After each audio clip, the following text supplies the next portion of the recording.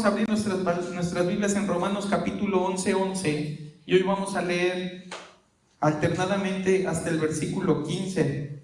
Leo el 11, me responden en el 12 y así alternamos hasta el 15, que lo vamos a leer juntos. Vamos a leer entonces Romanos 11. Dice: digo pues, ¿han tropezado los de Israel para que cayesen? En ninguna manera, pero por su transgresión vino la salvación a los gentiles para provocarles a celos.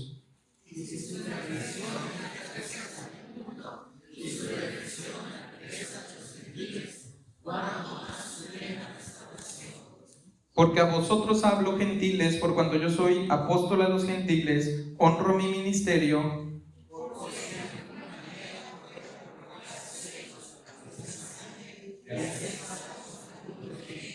Juntos, porque si su exclusión es la reconciliación del mundo, ¿qué será su admisión sino vida de entre los muertos? Padre, gracias por tu palabra, Señor. Gracias por todo lo que encontramos en ella. Encontramos verdad, encontramos luz, Señor. Encontramos consejo para no guiar nuestras vidas, nuestros hogares, en una sabiduría que es humana, Señor, que es terrenal, que es diabólica, como dice Santiago, sino en tu sabiduría, que es eterna, que sobrepasa, Señor, cualquier conocimiento de hombres y que nos garantiza que de esa manera alcanzaremos las promesas que tú nos has dado, Señor. Guíanos con la ayuda de tu Espíritu Santo. Encamínanos, Señor, a comprender las verdades que tú has querido revelar a través de esta carta, a través de Pablo. Y Padre, también ayúdanos a aplicarnos esta palabra como ungüento, Señor, en las áreas de nuestra vida que lo necesitan, a fin de que el dolor, a fin de que la angustia, Señor, el pecado, puedan salir de nuestras vidas, puedan ser tratados, Señor, por tu palabra, y podamos andar en esa novedad de vida que hay en Cristo, Señor. Te adoramos y te bendecimos y te rogamos todo esto en el nombre de nuestro amado Mesías, el nombre que es sobre todo nombre, Cristo Jesús. Amén. Pues hermano, recordarás que hicimos una parada técnica el domingo pasado hablando de los dos versículos anteriores donde decía Pablo y se refería a ese endurecimiento al cual fue sujeto Israel. Dice: se ha vuelto su convite en trampa y en red, en tropezadero y en retribución. Se han oscurecido sus ojos para que no vean, y agóbiales la espalda para siempre. Y nosotros llegamos a este pasaje y lo primero que nosotros vemos es una pregunta y una respuesta, como lo ha estado haciendo continuamente Pablo, y dice: ¿han tropezado los de Israel para que cayesen? Y la respuesta inmediata es: en ninguna manera, ¿no? Pero antes de entrar a ese pasaje, cuando estaba preparando el estudio, el sermón de este día, me venía a la mente ese versículo que muchas veces nosotros utilizamos y que últimamente hemos tenido que utilizar y emplear mucho más, pensando en esa promesa y en esa tranquilidad que nos da de saber que todo lo que vivimos en este momento, en esta vida, estas dificultades a causa del pecado, en nuestra vida personal, en la vida de nuestra familia, ese desánimo que traen las pruebas que parecen mucho más grandes de lo que nosotros podemos enfrentar, o esa impaciencia al descubrir que todo en Cristo es perfecto, pero que mi vida no lo es. Todo toma su dimensión correcta dentro de los planes de Dios cuando leemos Filipenses 1:6, que dice: estando persuadido de esto, que el que comenzó en vosotros la buena obra la perfeccionará hasta el día de Jesucristo. Tener esa verdad en forma de promesa lo cambia todo. Cada momento difícil, cada lucha por la santidad y el evangelio, cada imperfección manifestada por la palabra y en la cual yo tengo que trabajar arduamente a fin de crecer en mi fe y en mi práctica cristiana, tiene sentido porque la obra es de Dios y no es nuestra. Y porque si Él la comenzó, Él la va a terminar. Porque cuando uno ve su vida, cuando uno dice: ve lo que estoy viviendo, lo que estoy enfrentando, todo lo que quisiera conseguir y no lo consigo, cosas que aún son piadosas, son buenas, ¿no? Cosas que nosotros quisiéramos que sucedieran y que podríamos decir: Dios también quiere que sucedan. La conversión de nuestra familia, ¿no? Unas vidas caminadas en rectitud y obediencia al Señor. Y cuando nosotros vemos que todo eso, aunque lo deseemos y sea bueno, no lo logramos, generalmente viene la desesperanza, viene el desánimo, ¿no? Viene la inconformidad. ¿Por qué si todo Dios lo quiso bueno, por qué no termina de ser bueno? ¿Por qué no termina de suceder? ¿No? Pero eso es lo que está diciendo Pablo allí. Estoy convencido del que comenzó la buena obra, el que la comenzó en ustedes la va a perfeccionar hasta el día de Jesucristo. Es en ese descanso que nosotros tomamos nuevos ánimos, renovamos nuestras fuerzas para seguir adelante sin claudicar. Pero ¿qué nos hace poder confiar en eso? ¿De dónde viene tanta fe? Viene de la seguridad de que nos lo da a saber el mismo Dios que lo ha decretado, el mismo Dios que lo promete. Fíjate, el Catecismo Menor de Westminster responde a la pregunta, ¿qué son los decretos de Dios? Y lo hace basado en Efesios 1, 11 y 12 y dice, los decretos de Dios son su propósito eterno, según el consejo de su propia voluntad, en lo cual o en virtud del cual ha preordenado para su gloria todo lo que sucede. Te lo voy a repetir, los decretos de Dios son su propósito eterno, según el consejo de su propia voluntad, en virtud del cual ha preordenado para su gloria todo lo que sucede. Y uno confía en eso cuando dice que comenzó la buena obra, la va a terminar en el día de Jesucristo. Que ese es su deseo, que esa es su voluntad, que ese es su decreto. Y que si esto es lo que Dios quiere, eso es lo que Dios va a lograr. No importa cuántos obstáculos vea yo, sabiendo que cualquier obstáculo que yo vea no es un obstáculo para Dios. No importa cuántas cosas negativas tenga yo en el horizonte o cuántas incapacidades pueda haber en mí. Yo sé que la obra que se va a perfeccionar no depende de mí porque ni yo la comencé ni yo la voy a terminar. Y cuando estudiamos pasajes como este, donde todo lo que Dios revela de forma tan clara y específica, con tantos detalles respecto a su plan de salvación para el hombre, tanto judío como gentil, la seriedad con la que debemos ver estos versículos es la de conocer más profundamente a Dios y sus decretos, de forma que comprendiéndolos, entendamos un poco más al Dios que amamos y surja en nuestro corazón adoración, gratitud, alabanza, que nos lleven a una relación más íntima con Él. Y que viendo esto tengamos un panorama más claro y vívido de cómo terminará la obra ese Dios que dijo que la comenzó, ¿sí?, y que la va a concluir en todos los que Él eligió. Así que lo primero que nosotros vemos aquí en Romanos 11 es un concepto de tropiezo pero no caída. Dice el versículo 11, digo pues, han tropezado los de Israel para que cayesen en ninguna manera, pero por su transgresión vino la salvación a los gentiles para provocarles a celos. Pablo ha utilizado muchas veces este recurso de digo pues, ¿no? Así pues, es como nos va diciendo algo y lo siguiente que hace es explicarnos por qué eso es así. De hecho, así fue como llegamos al endurecimiento. Hizo Pablo una pregunta y después que nos explica cómo vino el endurecimiento del pueblo de Israel. Ahora Pablo explica el endurecimiento y vuelve a utilizar esas palabras para explicarnos cuáles son los alcances de ese endurecimiento judicial al que Dios sometió. Y lo hace a través de esta pregunta: ¿han tropezado los de Israel para que cayesen? Y en su construcción, la pregunta se asegura de hacer un par de distinciones que no debemos obviar. Primero, tropiezo contra caída.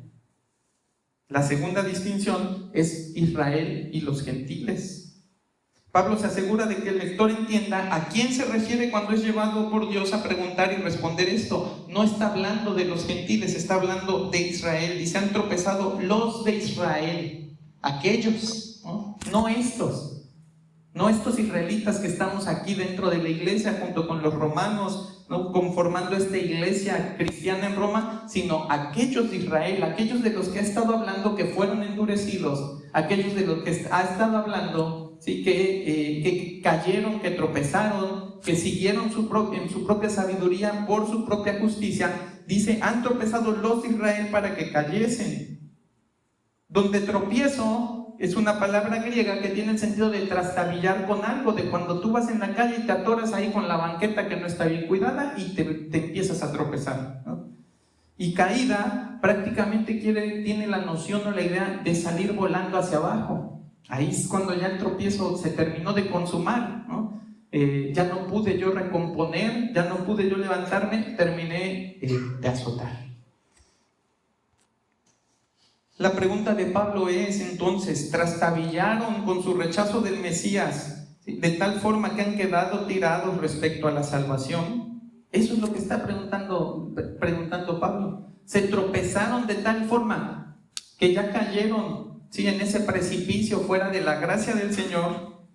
Ahora imagínate esto, Pablo acaba de hablar en unos versículos de ese convite que se volvió en trampa.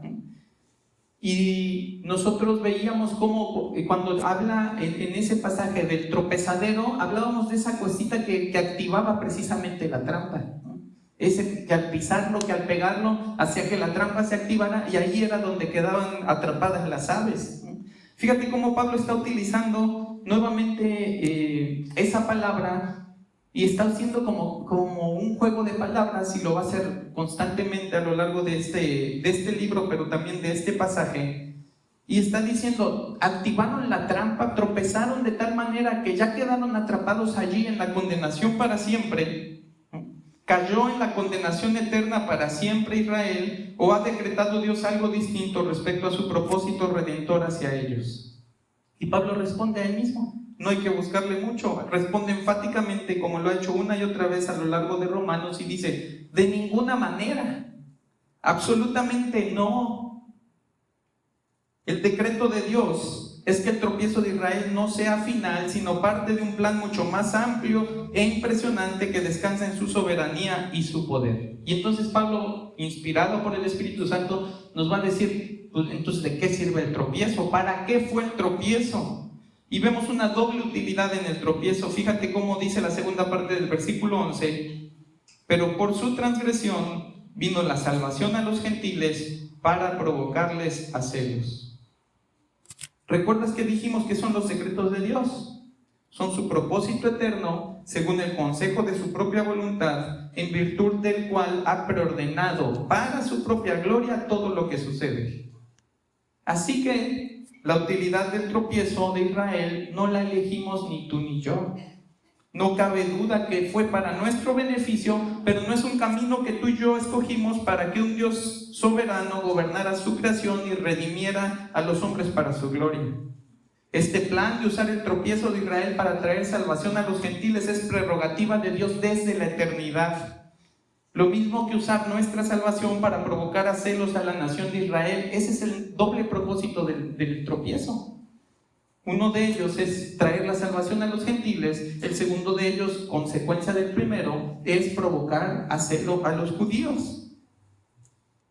Como paréntesis, la palabra que Pablo utiliza para transgresión es una palabra griega que también se utiliza para referirse a pecado, y quiere decir algo que quedó corto. Hemos explicado muchas veces esa imagen de tirar una flecha y de no dar exactamente en el blanco para referirnos al pecado. Pero hay otro ejemplo más, y es ese deporte olímpico que, por cierto, ahora va a comenzar, ¿no? Ese deporte olímpico del salto de longitud. ¿Quién se acuerda qué es el salto de longitud? Te dan una distancia, tienes que correr tan rápido como puedas, y tienes que saltar antes de que pises una línea que está allí, para entonces tratar de llegar lo más lejos, obviamente con los pies por delante, y lograr la mejor marca que puedas a fin de ser y llevarte la medalla de oro, ¿no? Esa es la misma noción que viene en el concepto de transgresión: caer corto, no llegar hasta donde tenías que llegar, no alcanzar la meta que tenías que alcanzar. Esa es la transgresión de Israel, y esa es la transgresión de todos los hombres. No alcanzar a llegar por sus propios medios, en sus propias fuerzas, hasta donde tenía que llegar para ser considerado justo delante de Dios. Así que Dios determinó en su sabiduría eterna y perfecta elegir a un hombre que se llamó Abraham, para que en él fueran benditas todas las naciones de la tierra. ¿Recuerdas? Mira, Génesis 12:3 dice: bendeciré a los que te bendijeren, y a los que te maldijeren maldeciré, y serán benditas en ti todas las familias de la tierra. Fíjate, Isaías 49:6 dice: poco es para mí que tú seas mi siervo para levantar las tribus de Jacob, y para que restaures el remanente de Israel, también te di por luz a las naciones para que seas mi salvación hasta lo postrero de la tierra. Fíjate qué hizo Dios con Israel, ponerlo de luz a las naciones. Dentro de esa decisión entonces de Dios, Él dio a Abraham hijos y nietos que conformaron una gran nación que es Israel, pero esa nación también recibió un amor electivo de Dios, y a pesar de ello fue rebelde y contumaz, y Dios, ¿qué va a hacer entonces? Castigarlos por sus pecados, pero como nos lo está diciendo Pablo aquí, nunca rechazarlos totalmente. Ahora, hermano, yo quiero que tú pienses, yo no sé cuánto, ¿sí? No sé cuánto llegues tú a odiar o a no tener afecto hacia una persona. Pero si eres una persona que conoce a Dios, si eres una persona temerosa de Dios, creo que es muy extraño, no quiero decir imposible, pero si realmente conoces a Dios, creo que podría llegar a ser imposible que alguien que conoce realmente a Dios desee que otro no alcance la salvación, no alcance misericordia. No creo que haya alguno que realmente conozca a Dios y la verdad que Él revela, la santidad en la que Él habita y que es parte de su ser, de su persona, la justicia, ¿sí? La cual es Él, es parte de sus atributos. No creo que haya alguien que diga, ya se tendrá que ir a darle cuentas al Señor. Qué poco afecto demostraría en nuestro corazón el pensar de alguien así. Es más, llegar a pensar de alguien así es más probable, nos hace más susceptibles a nosotros de ir a enfrentar esa santidad y justicia sin haber conocido a Dios y sin Cristo, que al que estoy yo deseándole ese tipo de mal, ese tipo de maldición. Entonces, cuando nosotros estamos viendo aquí a un pueblo de Israel que lo ha rechazado todo, ¿quién de nosotros se atrevería a decir eso es lo que se merece? ¿Quién? ¿Quién podría decir, Señor, pues ellos se lo merecieron porque yo no? ¿Quién? ¿Quién podría llegar a asegurar que Dios ya no debería de tener gracia sobre ellos? Que Dios ya no debería de tener gracia sobre alguien, que ya no debería de tener gracia sobre alguno en específico, cuando entendemos quién es Dios y qué hace con aquellos que van a enfrentar su ira y su justicia. Entonces fíjate cómo Dios decide castigar a Israel por sus pecados, pero nunca la rechaza totalmente, es lo que ha estado diciendo Pablo una y otra vez. Y parte de ese castigo fue a través de naciones gentiles que la van a provocar a celos y que serán la continuación de la promesa hecha a Abraham de bendecir en él a todas las familias de la tierra. Ahora bien, quizá te vaya a sorprender, pero esa decisión de provocar a celos a Israel con naciones gentiles no fue tomada en el momento en el que ellos rechazaron al Mesías y crucificaron a Cristo. Mira Deuteronomio 32:21. Dice Deuteronomio 32:21, ellos me movieron a celos con lo que no es Dios, me provocaron a ira con sus ídolos, yo también los moveré a celos con un pueblo que no es pueblo, los provocaré a ira con una nación insensata. Fíjate desde cuándo. El Señor ya había determinado que Israel iba a ser provocada a celos ¿con qué? Con naciones insensatas. El Señor no va por allí tratando de tapar, ¿no? Las fugas que su plan pueda tener para llegar a donde quiere llegar. El Señor lo tiene todo dispuesto, lo tiene todo presupuestado. Como ese arquitecto perfecto y soberano de toda su voluntad y de su creación, el Señor está haciendo que cada una de las cosas que nosotros vemos como error acierto, ¿qué están sucediendo? El Señor está haciendo su voluntad. El Señor está haciendo su voluntad. ¿Cuántos de nosotros, por la misericordia de Dios, no hemos llegado precisamente a la gracia de Dios por los errores que cometimos? Por los desaciertos, por nuestras transgresiones. Es en nuestra rebeldía, en nuestra desobediencia, en nuestro exceso de sabiduría que casi le decimos a Dios, Dios, tú que sabes, no te metas, esta es mi vida, yo voy a hacer lo que quiera. ¿Dónde terminamos? En la gracia de Dios. ¿Por qué? ¿Por nosotros? No, sino porque Dios así lo decretó. Dios así lo determinó y es lo que nos ha estado diciendo Romanos cuando estábamos estudiando que Dios a los que escogió, a esos también llamó, a esos predestinó, a esos justificó. Dios ya lo tiene todo decretado. Nada ni nadie le va a estorbar a Dios en sus planes. Y lo que nos está diciendo Pablo aquí, ¿sí?, es que esa rebeldía de Israel, que iba a significar, ¿sí?, iba a llegar al punto de extender y darle acceso a la salvación a los gentiles por medio de Cristo, nunca fuera de Él. Ya Dios lo tenía presupuestado. ¿Para qué? Para que también a través de los gentiles Él pudiera provocar a celos a su pueblo.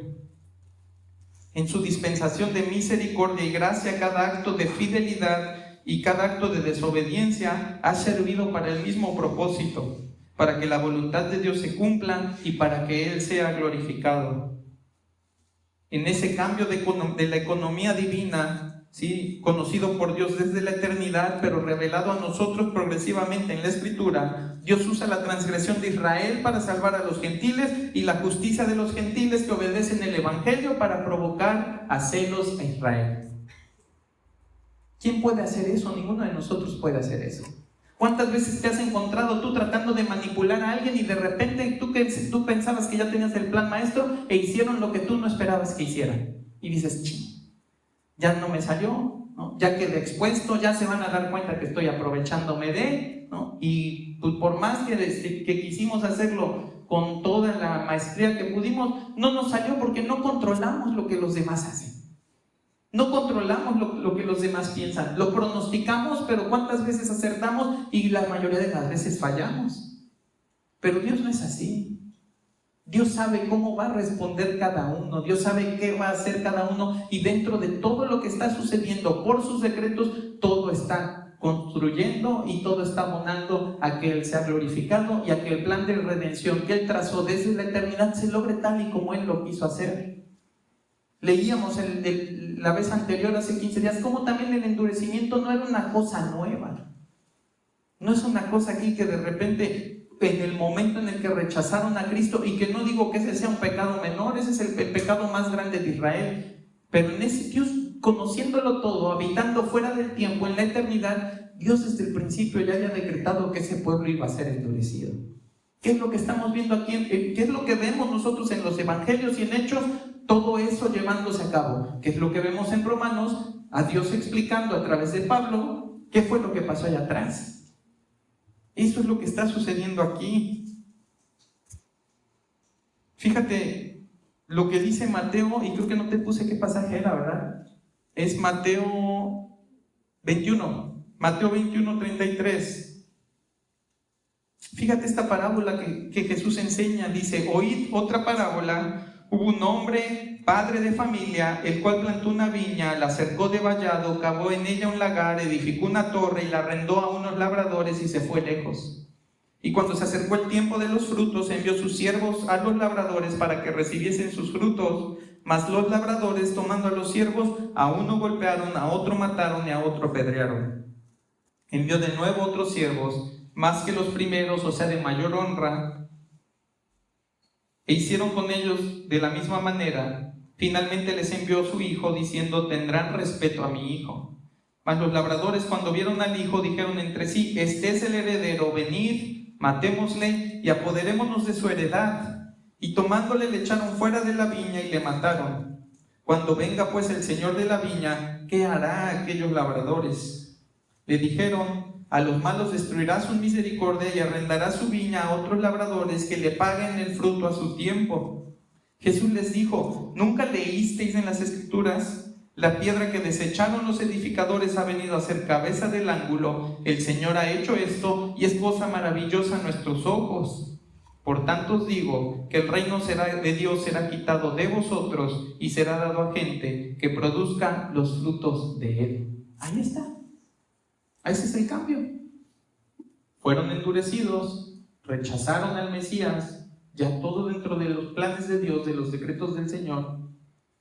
En ese rechazo, el Señor les va a retirar esa preeminencia que ellos tienen dentro de los planes de Dios de la redención. ¿Y qué va a hacer? Los va a poner sobre los gentiles.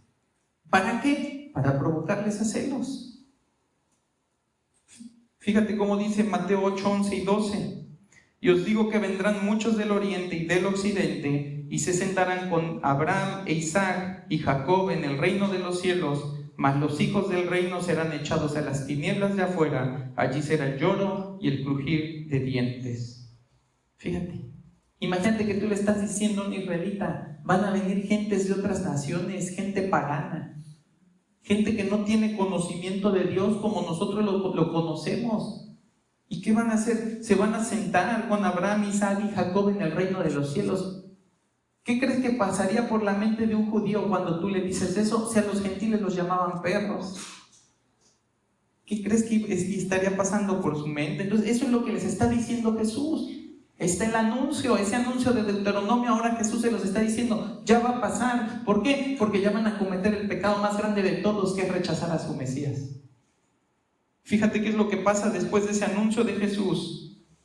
Y ahora bajo el accionar del Espíritu Santo, en Hechos capítulo 13, versículos 46 al 48. Si me puede ayudar alguien leyendo, por favor, Hechos 13, 46 al 48. Entonces Pablo y Bernabé, hablando con denuedo, dijeron: a vosotros a la verdad era necesario que os hablase primero la palabra de Dios. Mas puesto que la desecháis y no os juzgáis dignos de la vida eterna, he aquí nos volvemos a los gentiles. Porque así nos ha mandado el Señor diciendo: te he puesto para luz de los gentiles, a fin de que seas para salvación hasta lo último de la tierra. Los gentiles, oyendo esto, se regocijaban y glorificaban la palabra del Señor, y creyeron todos los que estaban ordenados para vida eterna. Fíjate cómo ya está pasando lo que Jesús dijo que iba a pasar. Mira cómo ellos van y predican el evangelio, y primero se lo predican a los judíos lo desechan, lo rechazan. Y fíjate cómo les dice Pablo y Bernabé, dice: no os juzgáis dignos de la vida eterna. Aquí nos volvemos a los gentiles. No es nos volvemos de vamos a regresar a los gentiles, es nos volvemos de ahora nos volteamos hacia ellos. Porque así nos ha mandado el Señor diciendo, ¿y qué va a citar? Lo que acabamos de leer en Isaías. Te he puesto para luz de los gentiles, a fin de que sea salvación hasta lo último de la tierra. ¿Y qué pasa con los gentiles? Fíjate cuál es su reacción. Los gentiles, oyendo esto, se regocijaban y glorificaban la palabra del Señor, y creyeron todos los que estaban ordenados para vida eterna. ¿Qué sabía un gentil de Dios? ¿Qué conocimiento tenía un gentil de Dios? Ellos no tenían toda la cultura como el Señor la había dispuesto en Israel para que sus hijos conocieran de la voluntad de Dios, de la ley de Dios desde el principio. Ellos no eran conocedores de Dios como los judíos. Su noción de Dios, ¿cuál era? Era más el paganismo, era más adorar esos dioses a través de sacrificios y a través de todo tipo de esfuerzo humano para agradar al Señor. Pero ¿qué es lo que pasa con ellos? Fíjate qué milagrosa es la llegada del evangelio a los gentiles. Dice, oyendo esto, se regocijaban. Aquellos que conocieron a Dios de toda la vida, no les interesaba la vida eterna. Y estos que apenas les están predicando el evangelio, porque pues Dios, no crecimos nosotros con la noción de Dios. Fíjate cómo se regocijaban y glorificaban la palabra del Señor. Esta es la obra que Dios está haciendo. Es decir, le estoy pasando ahora, ¿sí?, la estafeta a los gentiles para que a través del evangelio ellos vengan a salvación. Y ahora, ¿quiénes van a encargarse de dar a conocer a Dios a todas las naciones? Esos gentiles congregados ahora en forma de iglesia. Ellos van a ser los que tienen la estafeta, ellos son los que tienen la responsabilidad principal. ¿Y qué pasa con los otros? Pues van a ser provocados a celos. Fíjate, Hechos 18, 5 al 7 dice: y cuando Silas y Timoteo vinieron de Macedonia, Pablo estaba entregado por entero a la predicación de la palabra, testificando ¿a quién? A los judíos que Jesús era el Cristo. Pero poniéndose y blasfemando esto, les dijo, sacudiéndose los vestidos: vuestra sangre sea sobre vuestra propia cabeza. Yo limpio, ahora me iré a los gentiles. Y saliendo de allí se fue a la casa de uno llamado Justo, temeroso de Dios, el cual estaba junto a la sinagoga. Fíjate cómo Dios está obrando todo eso que Él dijo, todo lo que Él había decretado. Fíjate cómo está sucediendo ese decreto de Deuteronomio ahora aquí en Hechos. Y si tú sigues leyendo, ¿qué vas a ver? Si tú sigues leyendo esos pasajes de Hechos, cómo se enojaban, cómo los expulsaban, cómo se airaban contra ese evangelio que ahora los gentiles estaban creyendo, ¿sí? Y ellos reaccionaban de forma violenta, tratando de ¿qué? De que ya no predicaran ese nombre, de que ya no hablaran de Jesucristo. Hay un cambio entonces en la dispensación de esa gracia, y cuando digo dispensación es como cuando tú vas al jabón y le picas para que se dispense, ¿no? para que salga. ¿Cómo dispensa Dios su gracia? Ya no son los israelitas los que presentan a Dios y al evangelio a las naciones, ahora son los creyentes de todas partes del mundo, congregados como iglesia, a quien se les encomienda esa tarea. Entonces fíjate, ¿cuál es el propósito del endurecimiento? ¿Es una caída absoluta? No, es un tropiezo. ¿Sí? ¿De qué sirve su tropiezo? Que la salvación alcance a los gentiles y que a través de la salvación de los gentiles ellos sean provocados a ira. Y dice el versículo 12: y si su transgresión es la riqueza del mundo y su defección la riqueza de los gentiles, ¿cuánto más su plena restauración? Ahora, hermano, hay que entenderlo en el sentido y en el contexto de toda la Escritura. Que la viña les haya sido quitada y nos haya sido dada a nosotros en arrendamiento. Fíjate cómo dice: les arrendó primero la viña a unos, no dieron fruto, ¿sí? Mataron a sus enviados, mataron a su hijo, se las quita. ¿Y a quién se las da en arrendamiento? A otros, que somos nosotros los gentiles. No dice que sea nuestra viña, no dice que nosotros compramos la viña, no somos nosotros los que la administramos, somos nosotros los que la hacemos producir. Somos nosotros los que la trabajamos. Bueno, sí, somos los que la administramos, no somos los propietarios de la viña. Entonces, que la viña les haya sido quitada y dada a nosotros en arrendamiento, no significa que ellos hayan sido desechados del todo, es lo que está diciendo Pablo. Dios sigue obrando su plan redentor hacia ellos, primeramente con un endurecimiento como castigo, y que ha significado generaciones y generaciones de israelitas condenados eternamente. Lleva un precio ese castigo. No es como cuando nosotros estamos jugando y dicen, bueno, esto es de chocolate, ¿no? Todo lo que le pasa a él, pues no es de verdad, porque pues no tiene edad de jugar. No, Israel está recibiendo todo el castigo que debe recibir por su rechazo del Mesías. Lo que está diciendo Pablo es, no es eterno. No es para siempre ese castigo. Entonces, Dios sigue obrando su plan redentor hacia ellos a través de este endurecimiento del castigo, que ha significado que muchas generaciones y generaciones de israelitas sean condenados eternamente, pero luego con un despertar y una restauración que significará mayor gloria para Dios, Él va a concluir ese plan que es agradable y perfecto para Él, de redimir a todo Israel. Eso es lo que dice al final Romanos 11. Todo Israel será salvo. Pablo va a utilizar en este versículo un contraste entre dos palabras griegas opuestas. Lo que nosotros vemos como defección y plenitud.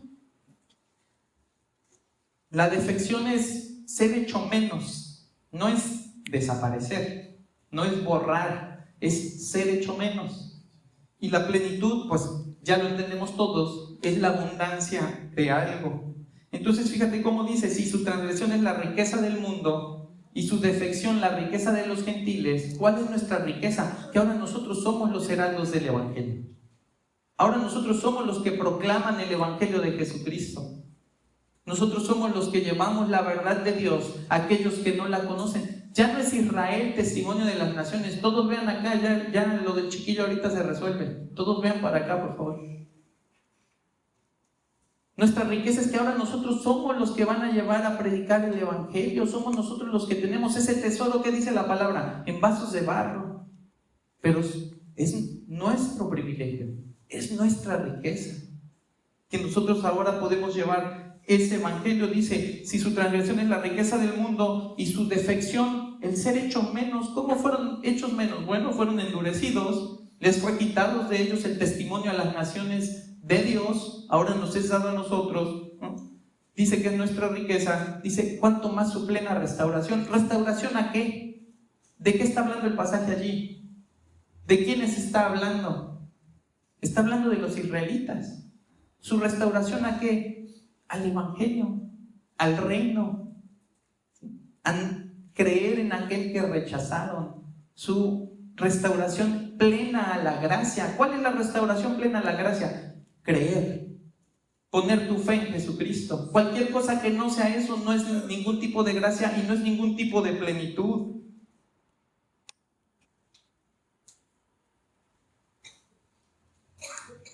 Fíjate cómo su transgresión y su disminución dentro de los planes redentores de Dios han significado una gran riqueza para el mundo y para los gentiles, pero Pablo no se queda allí.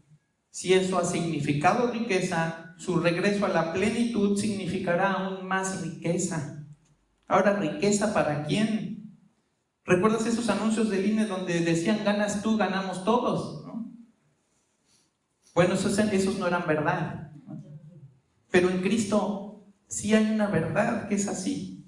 Si la restauración de los gentiles declarado por Dios es riqueza y la restauración plena de los judíos es aún más riqueza, entonces es una riqueza que glorifica a Dios, donde todos ganamos al ver que nuestro Señor decreta y obtiene lo que desea, que tenemos un Dios que puede hacer su voluntad. Y dime si esa no es riqueza para tu vida. Por eso nosotros creemos que como dice Filipenses, el que comenzó la buena obra la va a terminar hasta el día de Jesucristo, porque así lo está haciendo el Señor con todo. No hay nada de la palabra que contradiga eso. No hay ningún testimonio, ningún ejemplo que yo pueda decir, bueno, no, con este no lo logró, con este no lo hizo, pero en todo lo demás sí lo va a hacer. ¿Dónde está la confianza? ¿Dónde está la confianza si no hay un testimonio de lo que Dios está decretando que va a hacer, donde no haga lo que Él quiere y logre lo que Él desea? Ahora, hermano, esto me lleva a meditar y nos debería de llevar a meditar a todos. ¿Qué tanto ganamos cuando el que gana es Dios? ¿Está alineada nuestra voluntad a la suya? ¿O que Él obtenga lo que desea significa para nosotros algún tipo de pérdida? Y puede sonar así como que medio extraño. ¿Cómo que Dios obtenga lo que desea puede significar para mí algún tipo de pérdida? Te voy a dar unos ejemplos, ¿no? Hay gente que se opone a que otros se comprometan con Dios porque representa que ellos dejarán de ser la prioridad de ese alguien. No, que ya no siga yendo a la iglesia, que ya no se comprometa con el Señor porque cada vez me hace menos caso a mí. Antes yo le decía qué hacer y me obedecía en todo, pero ahora le digo algo y no, ahora me sale que la Biblia no dice eso. Ya no me combino lo que Dios quiere, ya si Dios gana, ya no gano yo. Dueños de negocio que prefieren no predicarle a sus empleados, no vaya a ser que quieran ir a la iglesia los domingos. Oye, no me conviene que este se vuelva cristiano. Es el que me abre y es el que me cierra. ¿Qué le voy a estar predicando yo? No, y ahí lo dejamos. Si gana Dios en eso, si esa vida se entrega a Dios, salgo perdiendo. ¿Y entonces qué hago? Ya no gané yo cuando ganó Dios. Fíjate cómo se van desalineando, ¿sí? Nuestros objetivos, nuestra voluntad de la voluntad de Dios. Esposos que no quieren leer la Biblia con sus esposas porque quedará expuesto el barbarismo con el que dirigen su matrimonio y su hogar y se verán obligados a cambiar. ¿Cuántos no leen la Biblia? ¿Por qué? Pues porque saben qué dice la Biblia. Y si la esposa no sabe, mejor. Porque al rato me va a empezar a pedir que la trate como dice la Biblia, que la considere como dice la Biblia, que la ame sacrificialmente como dice la Biblia, que le provea para sus necesidades como dice la Biblia. No, mejor no la leo. Mejor no la leo. Si quiere leerla ella, que la lea. Ni le voy a decir yo. Pero venimos cada domingo. Eso sí, aquí tratando de que el Señor venga a hacer en nuestro matrimonio todo lo que nosotros no queremos hacer. Fíjate cómo se va desalineando. Decisiones que no queremos poner en oración porque ya sabemos que van en contra de Dios. Si yo oro eso y si Dios hace su voluntad, no me conviene. Que Dios gane en eso no me conviene. Entonces, ¿qué hago? Pues no lo oro. No lo pongo delante del Señor. No considero el consejo de Dios a través de su palabra. Hago lo que yo quiero, porque si le digo, ya sé cuál es la respuesta. Hermano, ¿dónde te toma parado a ti la gloria de Dios? ¿Te beneficia o te estorba? Si gana Él, ¿ganas tú o si gana él, pierdes. ¿Dónde estás parado, hermano? Vamos a ver que Pablo en el versículo 13 sigue explicando y va a explicar lo que es su ministerio, un ministerio que él ha honrado. ¿Alguien que me ayude leyendo los versículos 13 y 14, por favor? Porque a vosotros hablo, gentiles, por cuanto yo soy apóstol a los gentiles, honro mi ministerio, por si de alguna manera pueda provocar a celos a los de mi sangre y hacer salvos a algunos de ellos. Fíjate cómo Pablo está recalcando a quién le está hablando. Ya dijo de quién habla. Estoy hablando de los de Israel, pero ahora les está recordando a quiénes les está hablando en ese pedazo de la carta. Dice, porque a vosotros hablo, gentiles. No le está hablando a cualquier gentil del mundo. ¿Quién va a leer esa carta? La iglesia, exactamente, y las iglesias a las que se la podían pasar. Pero esta no era una carta pública, no iba a aparecer allí en el Facebook de la época donde todos podían leer el comunicado. Esto es para los gentiles de la iglesia y les dice, porque a vosotros hablo, gentiles, porque yo soy apóstol a los gentiles. Y va a decir Pablo, yo honro mi ministerio. Yo hago con pasión lo que tengo que hacer, yo cumplo con mi misión como la tengo que cumplir. Pablo le recuerda entonces a los creyentes gentiles de la iglesia de Roma que es a ellos a quien habla y que lo que revela es beneficioso para Israel, pero provechoso para los gentiles. Les aprovecha a ellos también. Está diciendo, todo esto que les estoy contando trata de ellos, pero eso es provechoso para ti, porque es el mismo Dios el que lo está haciendo todo.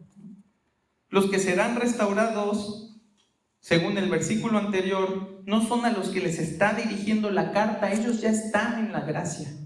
Ellos ya viven bajo la providencia de Dios, no es para el remanente, ese ya es salvo por la gracia de Dios. El que no está siendo salvo por la gracia de Dios porque precisamente fueron disminuidos, tropezaron, fueron castigados, fueron endurecidos, ¿sí? Y les fue quitado de ellos esa predominancia del evangelio. ¿Quién es? Es Israel. Así que Pablo ejerce su ministerio con un sentido de alta responsabilidad porque el Señor le llamó a predicar a los gentiles, pero Pablo espera que a través de su ministerio ejercido con fidelidad y pasión logre exactamente lo que Dios quiere hacer en los israelitas, que ¿qué es? Provocarles a celos. Dice, por cuanto yo soy apóstol a los gentiles, honro mi ministerio por si en alguna manera pueda provocar a celos a los de mi sangre y hacer salvos a algunos de ellos.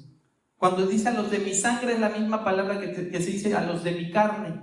No está hablando de un grupo espiritual, está hablando de un grupo de linaje, de personas que comparten con él la misma sangre.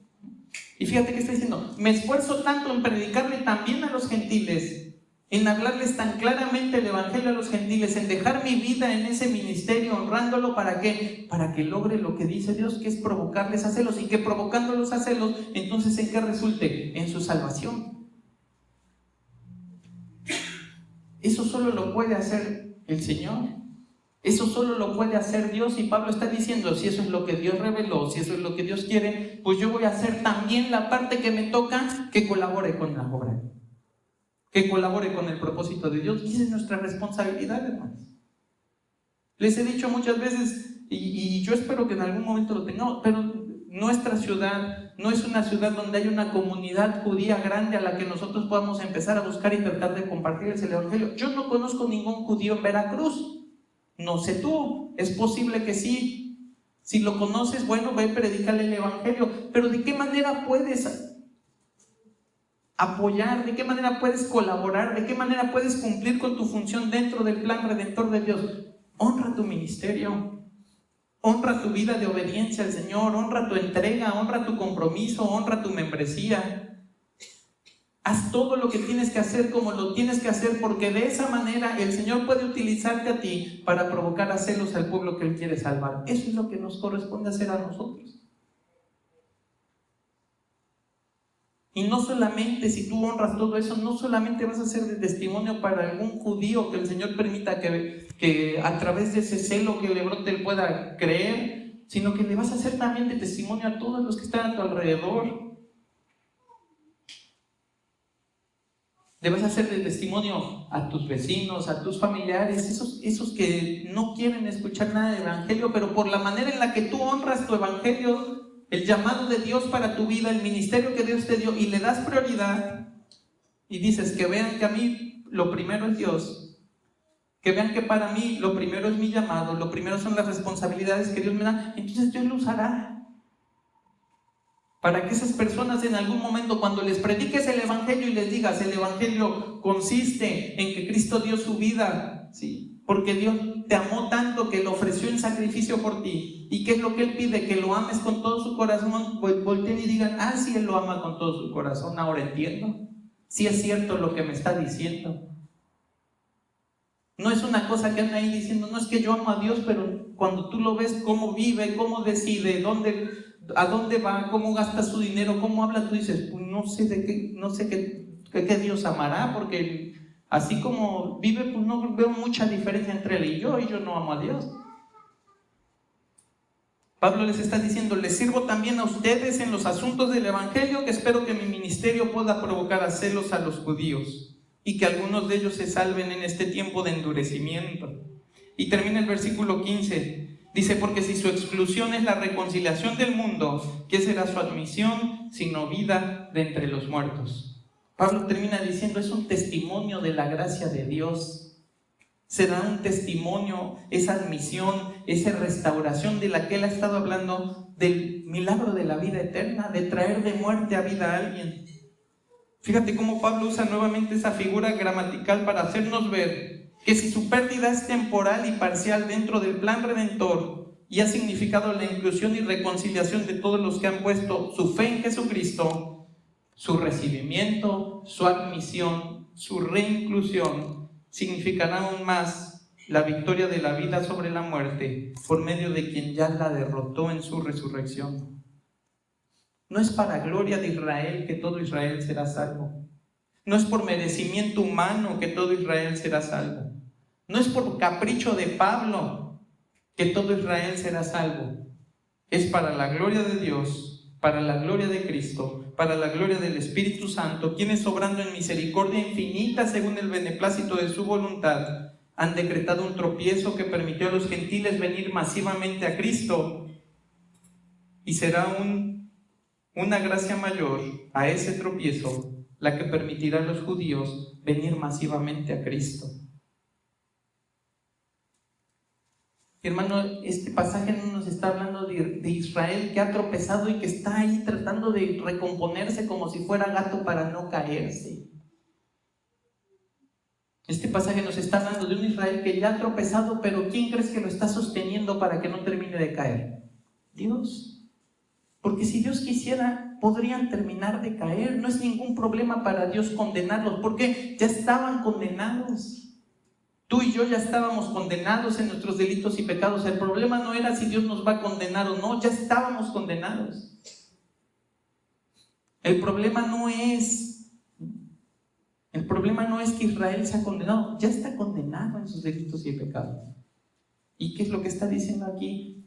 Que Dios todavía los tiene sostenidos para que en su momento, por medio de su gracia y para gloria de Él y gloria del Hijo, los restaure, los admita, los traiga de nuevo a la plenitud, y entonces Dios pueda ser glorificado a través de esa obra misericordiosa. Ese es el mismo favor que Dios está obrando en nosotros. No es por nuestras fuerzas, no es por nuestras habilidades, no es por si tenemos reflejos de gato para no terminar de caer. Es porque Él nos sostiene siempre, nos sustenta siempre con la diestra de su mano. Es Él. Y si tú lo puedes atestiguar en tu vida y que el Señor lo ha hecho a pesar de todo y a pesar de ti, hermano, ¿cuánto más riqueza será para la gloria de Dios que lo haga con toda una nación que un día crucificó a su Hijo y que un día estará clamando por Él, llorando por Él, adorándole y reconociéndole, porque Él siempre fue el Mesías que habían estado esperando? Vamos a ponernos de pie, hermanos.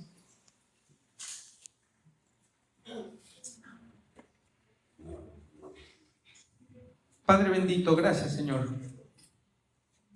Gracias porque hemos caído, Señor, por tu gracia, en el lado benevolente de tus decretos, Señor.